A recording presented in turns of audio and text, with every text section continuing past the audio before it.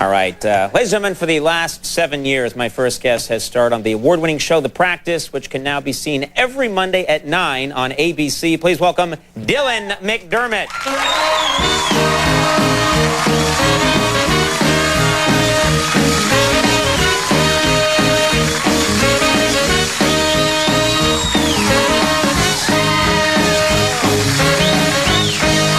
Wow. Hey, where's Andy Richter? It's only been about 3 or 4 years, buddy. You got to tune in a little more often, yeah. How are you? I'm good, thanks. I want to talk to you about something. It's got to be a lot of pressure. You know, all the articles are always the sexy Dylan McDermott, one of the sexiest men out there. That's a lot of pressure for people like us. You know, the constant objectify. I mean, we're people. Leave us alone. We get minds. A lot of people laugh at that. I'm sorry. But, you know, like, first of all, I envy you because we're both Irish guys, like 100% Irish guys. Right. But you've got the brooding, dark Irish that the ladies find irresistible. I've got the freckle-faced, leprechaun, kooky Irish.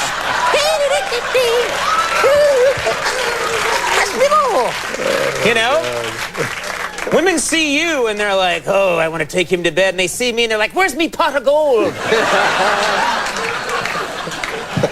Come on, wee little man, where's your pot of gold? I'll get you, ladies, I win. You must get tired of all that.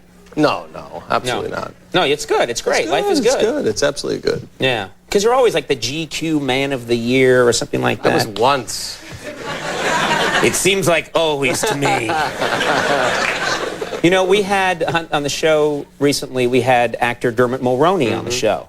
And we started talking, and he said that he has people confuse him with you because you both have those similar names. Right. Do you ever get his mail? He says, like, sometimes he gets stuff that's meant for Dylan McDermott, but it goes to Dermot Mulroney, or there's a third guy, Dalton Daldoni, who I think. And there's a Durwood Mulhoney. It's all getting confused. Have you guys actually met and talked about this? You know what? Funny enough, we met in a spa in the steam room. That's your business. I don't think any of us have to hear about that. You two met in a steam room? Yeah. Were you naked or were you wearing the towel? No, totally. Yeah. Naked. I always wear the towel. You do? Yes. With underwear underneath? Yes, with a suit pants underneath. I go in wearing ski pants. I'm ashamed.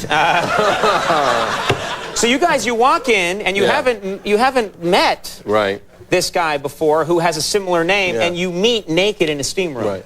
A lot of eye contact. I would hope so. Yeah. Your eyes drifted. A lot of people's fantasy would be to play a celebrity golf match with Tiger Woods. This came true for you. You got to play in a celebrity match with Tiger Woods, but it was not a dream come true. No, what happened was he asked me to play with him. I'm not a golfer. Okay, my dad is a big golfer. And he asked me to play, and my dad said, you got to play with him. So I went down with my friend Gordy, and we practiced for like, half a day. Really hard. Wait a minute. And, you don't play golf at all? At all. You don't play golf at all, and you're like, okay, I'll just pick it up in like half a day. We went down, we went like 6, 7 hours.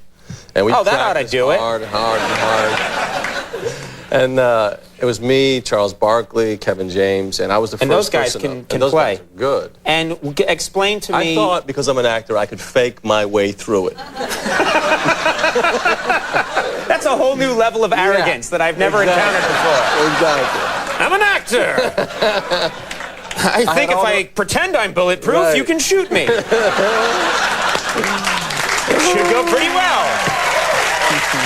So, you get up there now. Set the table for us. How many people are watching?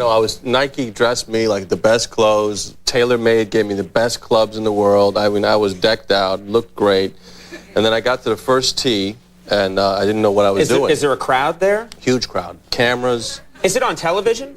I don't know what it was. I don't like to talk about it. Oh. Okay. Because I believe I saw this. It was broadcast around the world. Yeah. No. So I'm the first one up, and like I said, I practiced 6 hours, so I felt like I knew what I was doing. And I got my driver out, and I hit the ball. It must have gone about 3-4 inches. So you take a big swing in front of everybody, and it... Yeah, and it went about right here. Right. And because the match was played here, by the way. And the humiliation ensued after that. And also, what would make it worse to me is you can't play, and you're hitting it a couple of inches, and you're playing next to the best in the world. Greatest person who's ever played the game. So he gets up and goes, thwang, and it's like, and it's gone, and it comes back around the other side of the world. Yeah.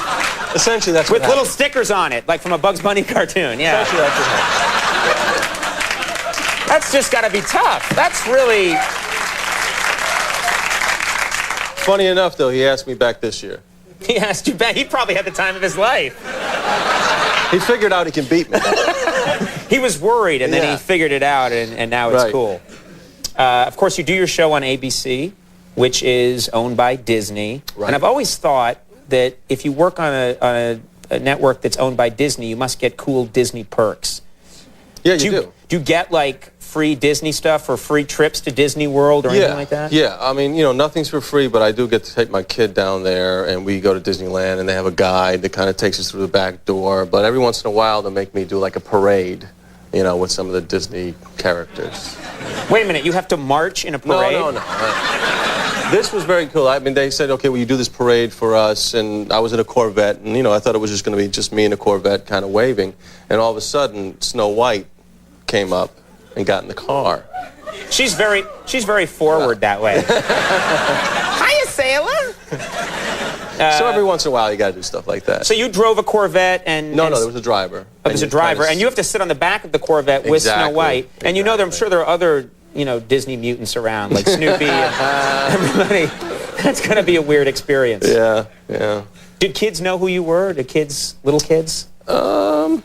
I don't know. I don't know if little kids watch the practice. Yeah, I would think little kids would be like, look, it's Dylan McDermott. Yeah, right. Or is it Dermot Muldowney? Now, for 7 years, the practice has been on the same time. And now there are all these ads that they've moved it, and they say, better night, better time. Right. And it's kind of weird, because it's been a big hit. It's been on for 7 years, and they're acting like, now we've got a good time for it to be on. Well, hopefully all the people who will watch the show, and I know a lot of you hopefully watch the show, will watch it on. Thank you. And the new time, the practice now is going to air Monday nights at 9. Right. On ABC, so check it out then. Dylan, thanks so much for coming by. Always cool to have you here. You too. Dylan McDermott, everybody. We'll take a break. When we come back, Penn and Teller. Stick around.